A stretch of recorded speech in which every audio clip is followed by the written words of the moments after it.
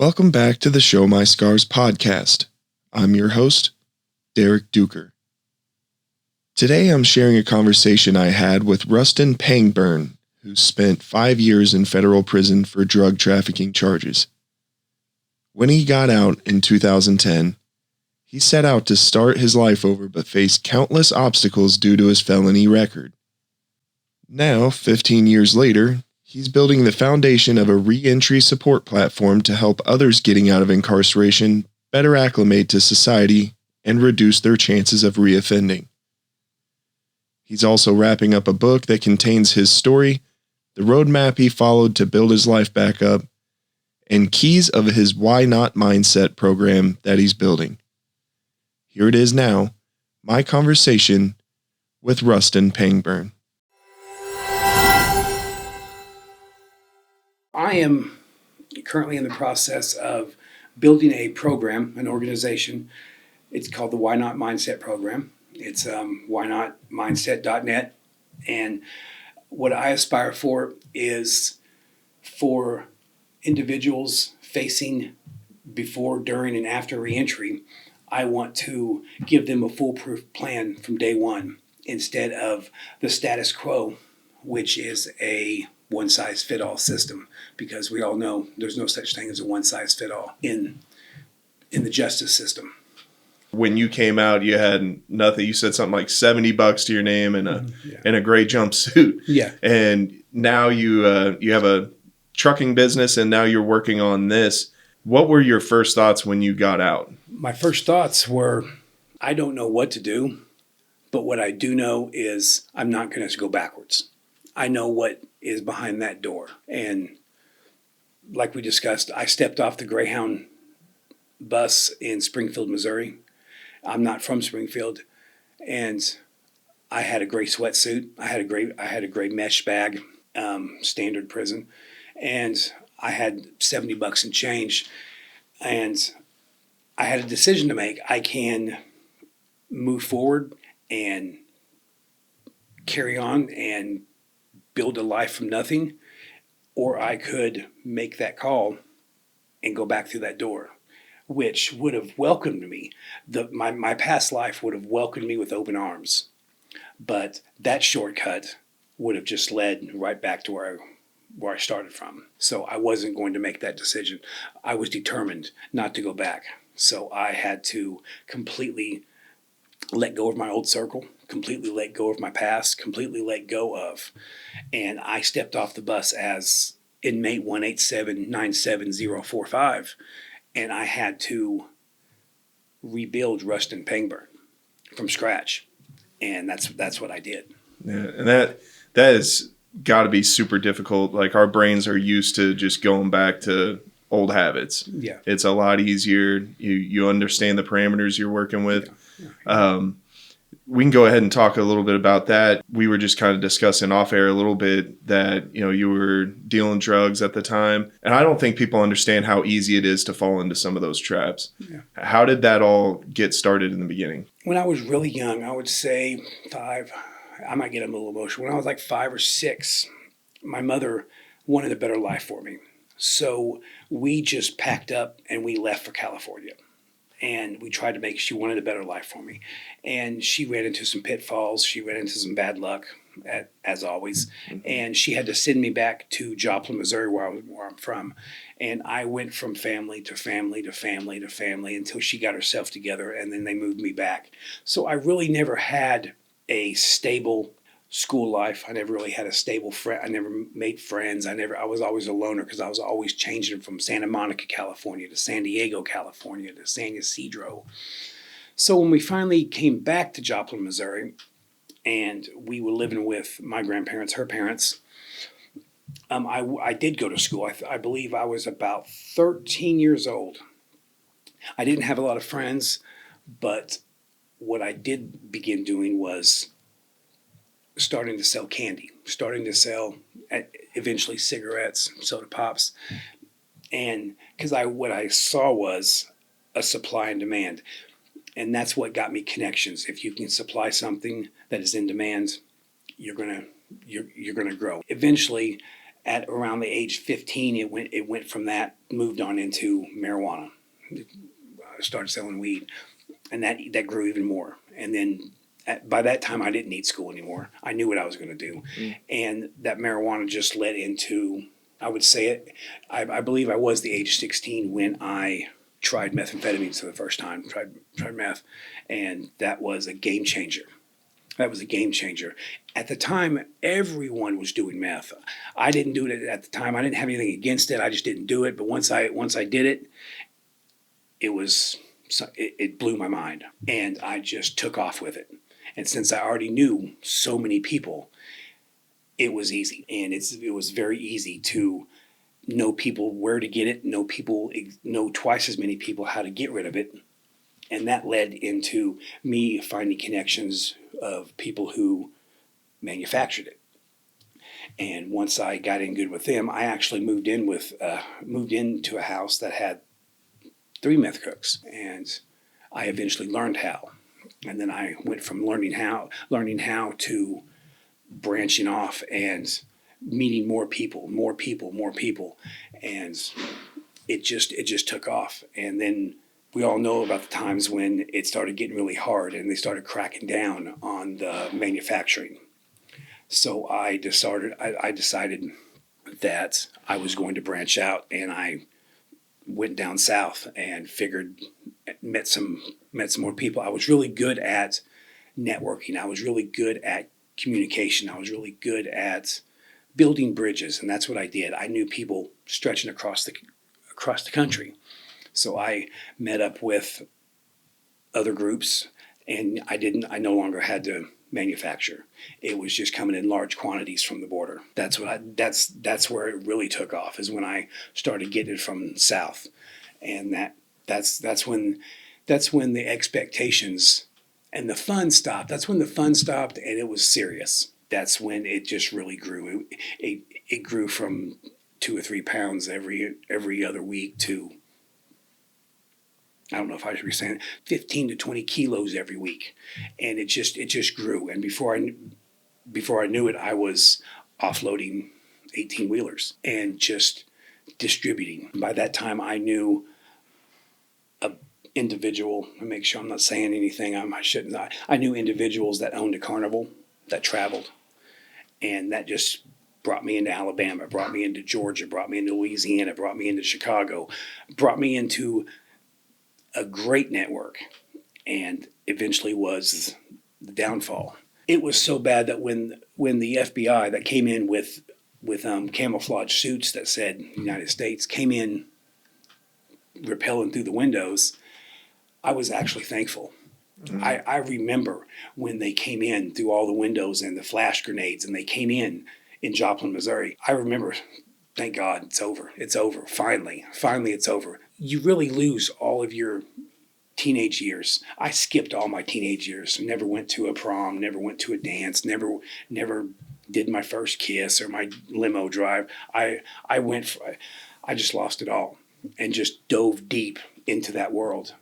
And I'm not going to say I do regret, but don't regret, because the decisions I've made has also led to the decisions that I've made outside of prison, and to ultimately what I have now. If I wouldn't have done all that, I wouldn't be married. I wouldn't have a family, wouldn't have a grandson. So it's kind of like a double-edged sword. I do have regrets. I did ruin lives. I did hurt people, but at the same time, I do try to make amends. I try to forgive myself and move on. What has helped you the most as far as being able to, because I can't imagine, like, I guilt trip myself all the time over stuff much smaller than that. What has led to you to be able to put that stuff behind you and look forward? Prison.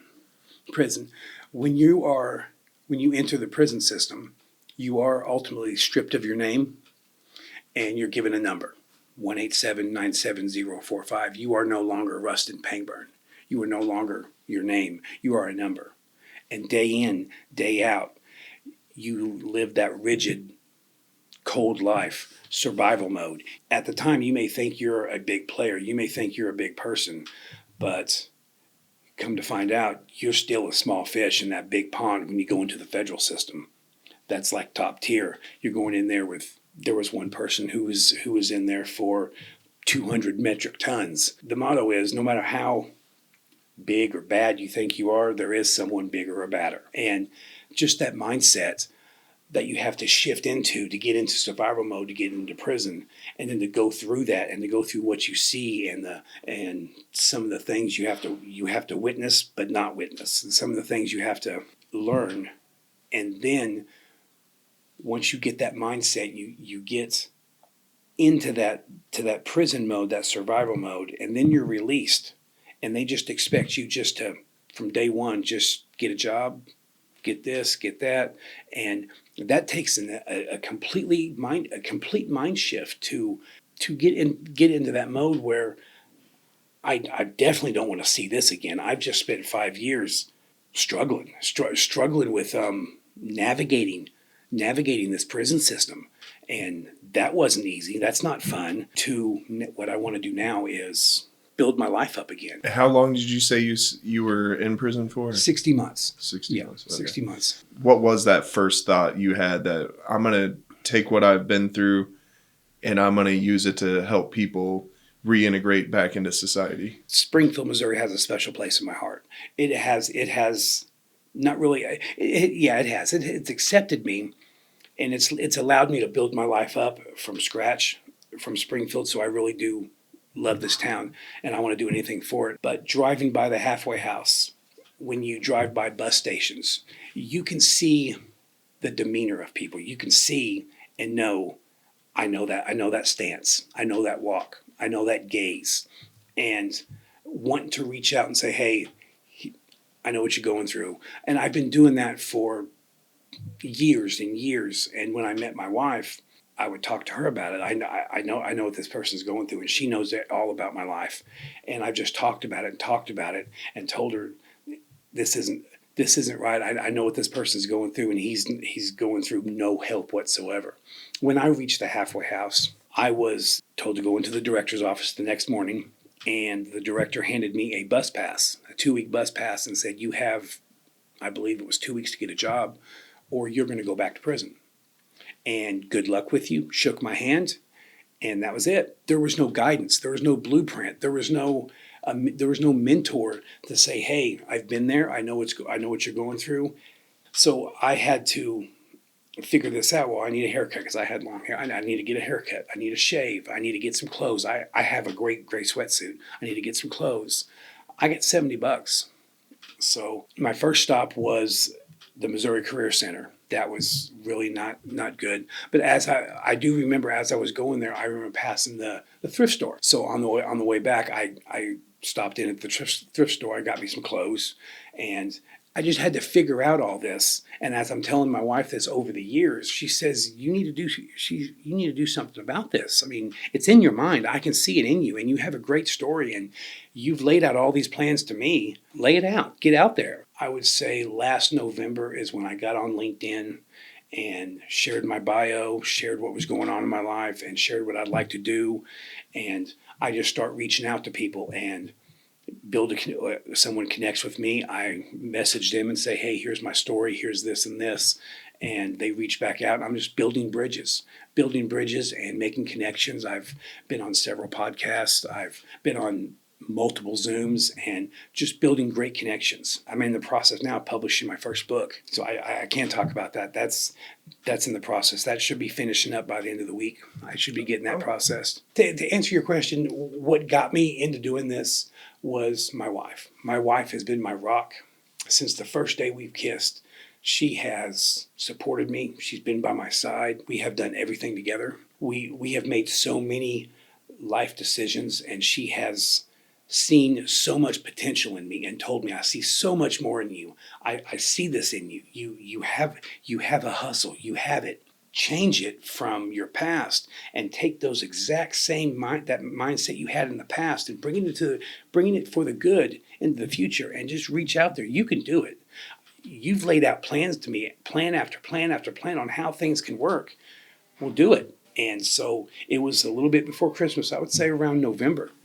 I did. I laid out plans. I've come up with blueprints, and that's what I'm working on. Aside from being a full-time truck driver, on the times when I'm not driving, I'm on my laptop. I'm building connections. I'm doing Zoom calls. I'm laying out plans from the mind to the paper, from paper to sharing it with other people, and they're saying this is great. This is, we could break some barriers with this, and that's what I'm trying to do, is break barriers, build a system, especially here in Springfield, because right now Springfield doesn't have anything, and I'm going to change that.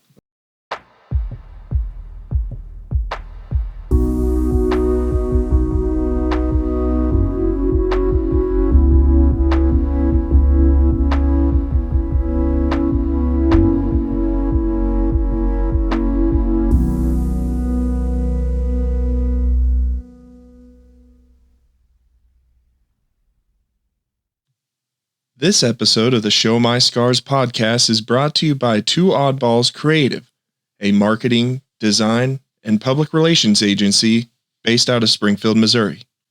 They truly are a full-service marketing partner, which means that they can handle anything from advertising, social media content, website building, press releases, whatever gets the word out there about your business and best suits your budget, strategy, and audience. Take a look around their website to get to know them at twooddballs.com. That's the number 2, oddballs.com. Or if you prefer a more personal introduction, give them a call at 417-986-6332.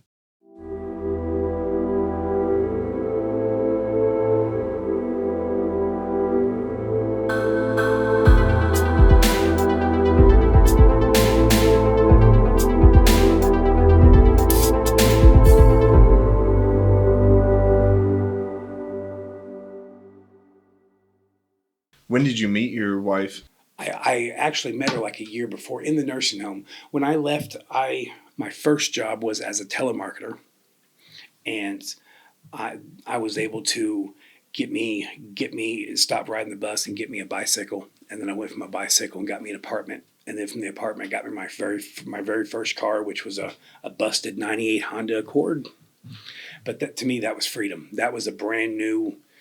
That was it. So I got me that busted '98 Honda Accord, had me an apartment, and I got me a job in laundry, doing laundry at a nursing home. Got my foot in the door. And what my wife says is, in the beginning, you have to go through the back door. You don't go to the front door. You couldn't be a CNA. You have to go to the back door and talk with the. So I was doing laundry, washing the sheets, washing the soaker pads, and eventually was promoted at that nursing home, promoted from laundry into janitor. And I seen my future wife. I seen her.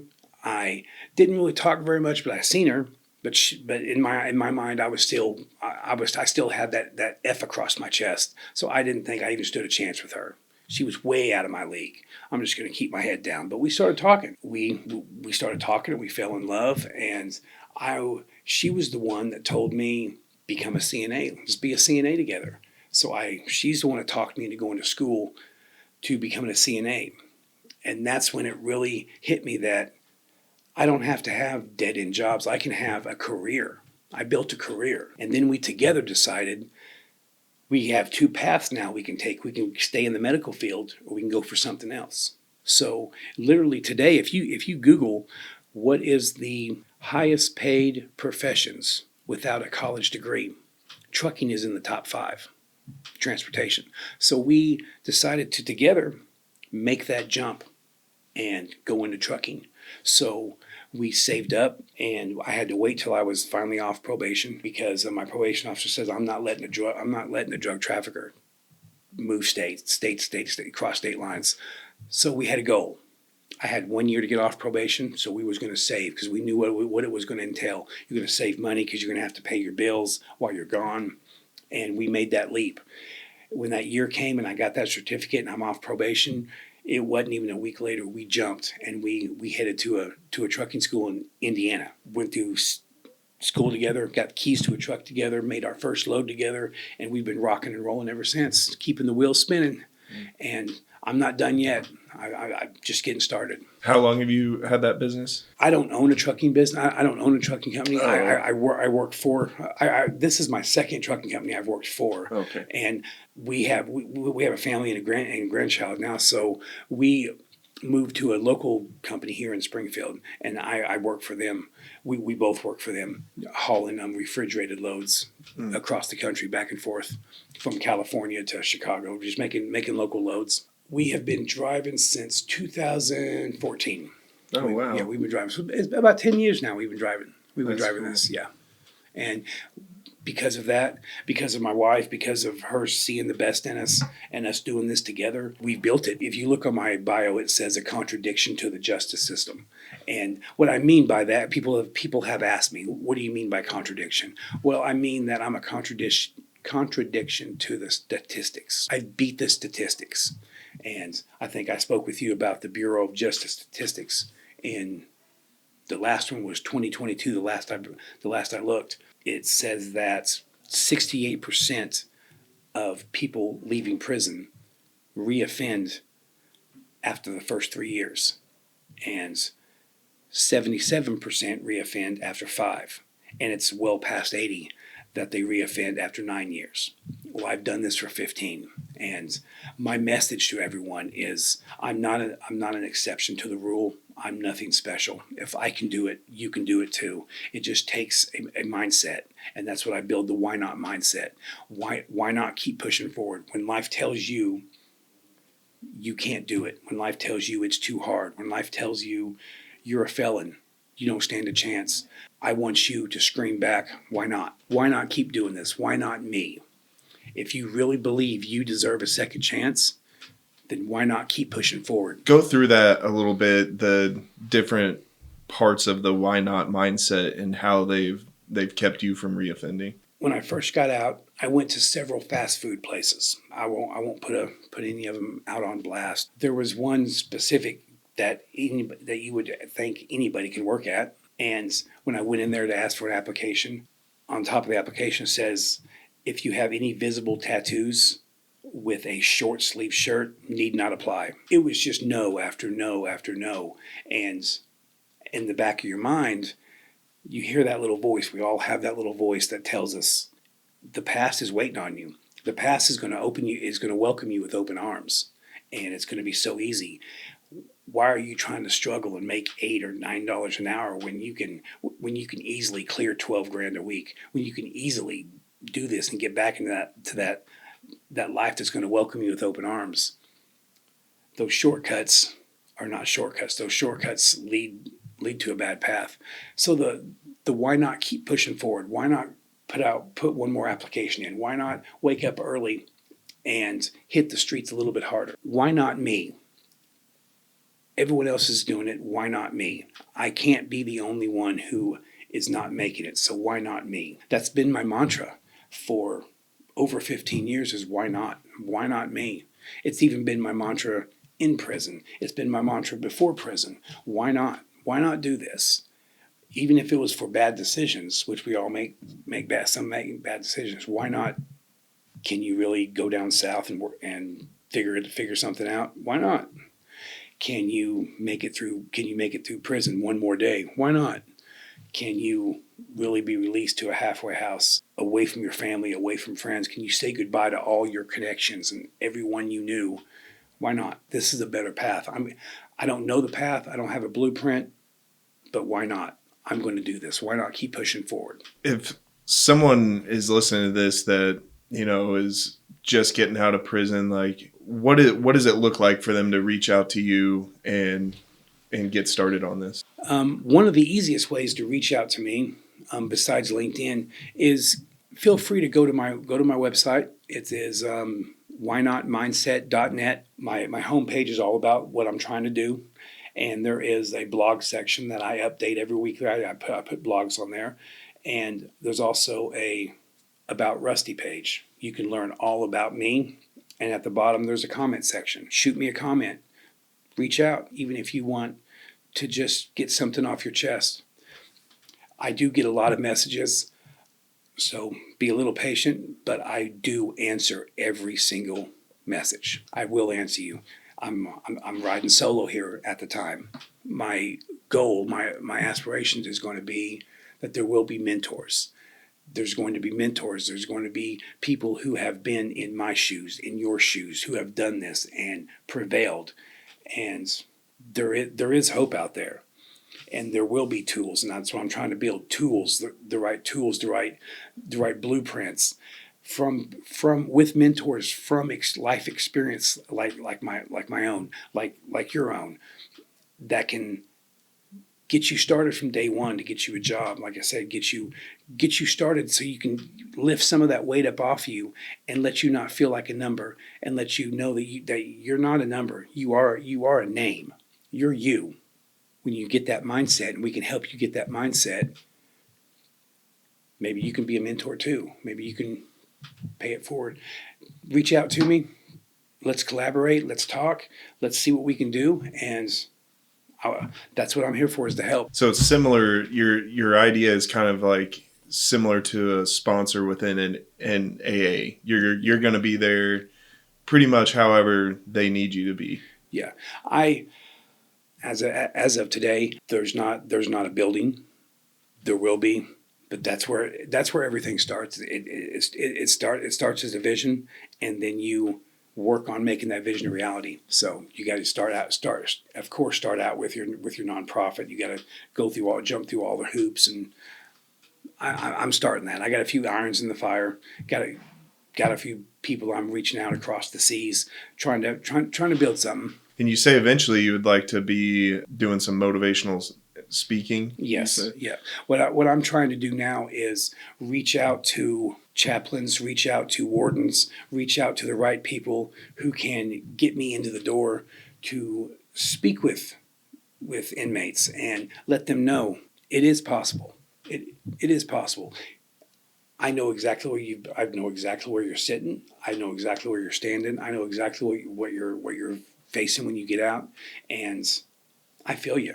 I hear you, and we can do this. Yeah, it can be done. Why not? I'm just reaching a lot of red tape that I did not know existed, but hopefully with some irons in the fire that are currently in the fire, I'm going to be able to cut past that red tape. So my message to anyone who is listening, if you want to collaborate and want to help out with the Why Not mission, if you need some help from the Why Not mission, reach out. I'm open to building bridges. Let's build this together. And the why not that I keep hearing is, why not let your program come into their system? Because I don't see, like, why are we setting up people re-entering society? Why are we setting them up for failure? Yeah. So something that recently, I got a speeding ticket about a year ago, and here in Springfield, now if you're doing 20 over, it's an automatic, you have to appear in court. Yeah. And funny enough, I got 12 hours community service out of that for the only ticket on my record. Yeah. And I go out there and I'm thinking, I did something wrong. It's, I'm self-employed. I have the time, I can go do community service. And I even chose cleaning up trash on the side of the road. It's something that I hate seeing, the amount of littering around the town. So I'm going into it with a kind of a good mindset, and I go in, get set up, and I see when you do community service, you have to pay $60 just for them to place you within a job through community service. A year of probation, this company charges $15 per month to monitor your history. When I was 18, I was on my way to a job and I got a speeding ticket, and I hired a lawyer to help me through it. I didn't know what I was doing. Yeah. I got put on probation back then, and I did not pay $15 a month for someone to monitor that. Yeah. If I got pulled over, that officer is going to see that I'm on probation. Yeah. There does not need to be a business that's monitoring that. All told, like the community service aspect and the monitoring my record, that was $240. Yeah. That was hard for me as a person that has I don't necessarily work full time every week, but being self-employed, I average out a full-time job salary. I couldn't barely afford that. I can't imagine someone who was in prison coming out, being on probation, having to pay that amount on top of everything else. Why are we doing it that way? Yeah. Yeah. And the people that I worked with, I was listening to them, and it's funny that we talk now because the whole time they were talking to me, I was like, this is exactly what he's about to talk to me about. Yeah. Like Yeah. how absolutely difficult we're making it on people to reintegrate. Some people say that the system is designed to fail. I wouldn't necessarily say that the system is designed to fail, but it's not designed to help. It really is a one-size-fit-all system, and it's not really a system. It's you're released, you're on probation, you can't get in trouble, you can't do this, you need to do that, but good luck. And I was lucky enough to be handed a bus pass even. You're just let out into the world, and you have to shift from that survival mode to the reintegration, learn how to get along with people, learn how to shake hands, learn how to communicate. That's not prison communication. You have to learn all that, and there's no blueprints. There's no one to help you. That's what I'm going to change. Eventually, I'm not now. I'm going to have a foolproof plan. How hard has it been, or what gave you the tool to kind of forgive yourself in a way? Because I also wondered when I listened to them talking while we were cleaning up, a lot of them, were talking about, living in a halfway house. And it seemed like everything that they were talking about was almost a reminder of their mistake instead of teaching them how to correct that mistake moving forward. And knowing like I suffer from major depressive disorder and I'm constantly on my own case. Mm-hmm. I think about that all the time. I've got a cousin that's been to federal prison. Mm-hmm. And when I listen to him talk, it's like I can hear that in his voice that there's someone, I call it my person X that says negative, gives me negative thoughts. I hear the weight of that when he talks. Yeah. How do you combat that? I just try to turn my small wins, what I'm trying to do now, I just try to help out the best I can and try to make amends for the things I can't, for the things I've done. I know what I did destroyed lives. I know what I did. I mean, it destroyed mine. I know what it did. I have reached out a long time ago to someone. They were having none of it. They didn't want anything to do with me. I understood that. So you just have to work on yourself first. You have to get your house in order, and then once you get your house in order, things are going to start working up, and you're going to start feeling better about yourself. And it's not a easy road, but once you get, the more you accomplish, the better you feel. Even if it's small wins, even if it's waking up an hour early and trying to get that one more application in, even if just small, tiny wins can snowball into dynamite. I think too, and there's a ton of research on this, and I mentioned it before, but reaching out and helping somebody else, how much that fills up your cup. Because I think sometimes we think like helping out somebody is going to drain us a little bit. I'm not saying that it doesn't happen, but I don't think we understand how much that actually fills our own cup. Yeah. What does it feel like to you helping out others? It feels really good. It is a good feeling. It's exciting. You get bursts of excitement. You do get a little burst of overwhelm. And I have made some videos about that. I have made a video that said, hey, thank you so much for all your feedback on my website. I appreciate all of it, but I am riding solo, so I'm feeling a bit overwhelmed. I will get to you, but ultimately, what I have told my wife, ultimately, if I can help one person pull themselves out and get there, I think that would be amazing. I just cry and just be thankful moment. It would, even if I could reach one person. I don't know if I have or not. I do have several people that through my Why Not mindset on my website, that I do have several people that we stay in contact with. They're going through some rough times. They're reaching out to me, and I do communicate with them. And I don't feel like I am able to tell them what to do, because that I'm not a psychiatrist. Yeah. I can't tell them what to do, but I can share my life experiences and tell them I had a similar problem or I had this problem. Here's what I did. Here's what I did. Maybe you can take something from that. And it feels like I've lived 5 different lifetimes. It feels like throughout my life. So I try to share all my life experiences, good, bad, ugly, and try to turn that into a positive and try to share that message with individuals, and hopefully through that can help them. I try to share that, and hopefully my why not mantra can resonate with them and give them the motivation to push forward. There has been one that I've recently had to let go of, and it was a little rough. They were going through alcoholism really bad, and I've tried and I tried and I tried, and I shared them my phone number, and we text and we called, and while I'm driving on the road, I have nothing but time. I have 600 miles to drive. I can talk. Let's talk it out. They passed away. So that really they struggled. I was able to talk them into going into a local rehab, and they went into a local rehab. But by then, how the alcohol had hit their body. The alcohol had ruined their liver, ruined their body, and they already was told by doctors, you're not going to make it. But they really wanted to get their life together and be sober, and they just wasn't able to. I mean, I tried, and that kind of was like a mental setback. But I'm just going to keep moving forward. Why not move forward? Yeah, unfortunately, there's some people that have already passed that point of no return. Yeah.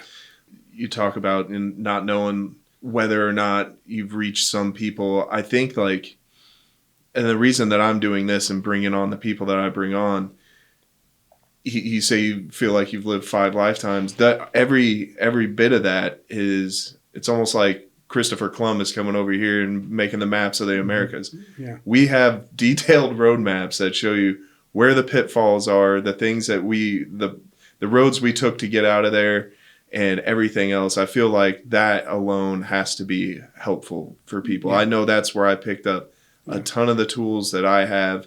We learn from each other, and we learn a lot from each other. I met a person the same way I met you on LinkedIn.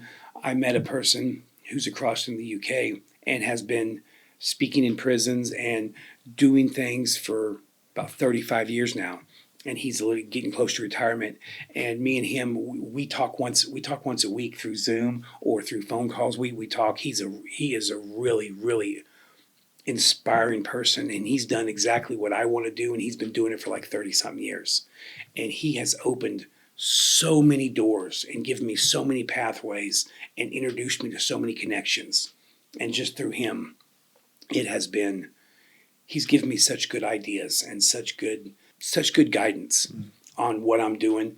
And me and him share our experiences. And he has never been into prison, but he belongs to an organization. He's actually a founder of an organization, and he's given me all these guidance and pushing me towards the right people, the right connections, the right bridges to build. I believe with the current irons that I have in the fire, I believe this is going to come a lot sooner than I had planned, a lot sooner than later. So stay tuned.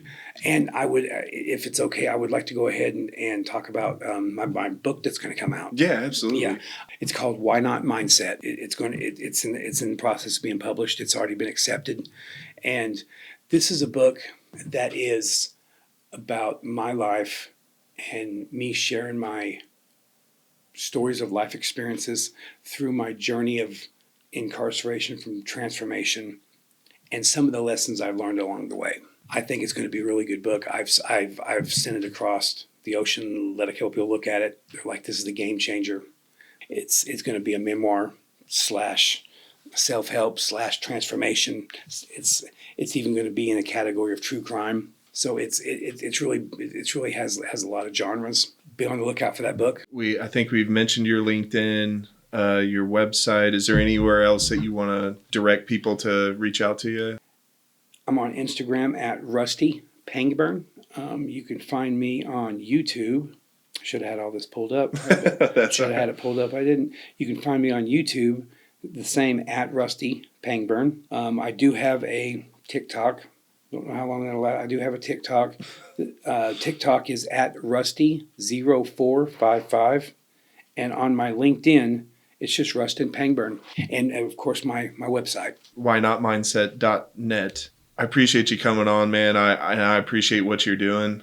I look forward to seeing it grow. And if there's anything that I can do to help out, I'll talk to you after we hop off of here. But I'd be glad to. I think it's something that Springfield needs as well, because I did not know that there was no chaplains or anywhere that you were having difficulties getting in to do a good thing is amazing to me. I've done emails, follow-up emails to no avail. I've written the mayor to no avail. I've followed up to no avail. My next one is I'm not a quitter. My next one is, and of course here comes the why not. Next one is I'm going to write the letter and I'm going to go hand it to the receptionist. Why not? Right. So I'm going to go hand it, and then I'm going to go write the hand instead of the email. I'm going to go get the letter, and I'm going to go up to the halfway house, and I'm going to ask for the director, and I'm going to hand it to the director. I'm going to let them know. Why not? Why not look it over? Why not just read it? So, not done yet. And anyone out there, again, I know we've talked about anyone out there that would like to collaborate, would like to hear more about my program, reach out to Derek, reach out to me, and we can build a bridge. That's what I'm all about, is building bridges, networking, and let's help this community. Not only is this program going to help people not reoffend, but when they don't reoffend, they integrate into society, ultimately community. And that's what it's all about. Let's build this community. Let's build second chances, and let's build this community. Springfield has a special place in my heart. I want to build it. I want to build the community, and with the right bridges to build, with the right networking, let's make Springfield grow.